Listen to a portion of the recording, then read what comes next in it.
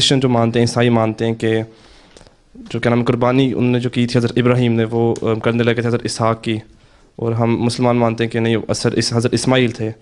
तो मैंने से पूछना है कि ये जो डिफरेंस एक दूसरे से पैदा हुई, और उनको क्या कह सकते हैं कि ये सब कुछ के नाम वो में तो अभी डिफरेंस हो इसने गया। पढ़ के सुनाया सारा कुछ कि पहली बात तो ये है कि हम वो उनकी उनकी कोई चीज़ को हम ये तो नहीं कह सकते कि वो ऑथेंटिक है और हमारी नहीं है, हैं? वो अपनी बातें निकालते हैं, लेकिन बाइबल की तो कोई एक हैसियत नहीं है।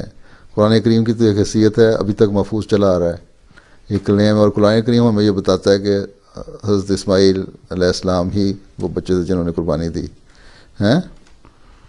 बाकी और फिर वो खुद बाइबल भी कहती है पहले बच्चे की कुर्बानी, तो पहला बच्चा तो इस्माइल थे, हैं? तो इसलिए वो तो अपना झूठ मूठ जो मर्जी गोल मोल कर रहे हैं, बात करते रहते हैं।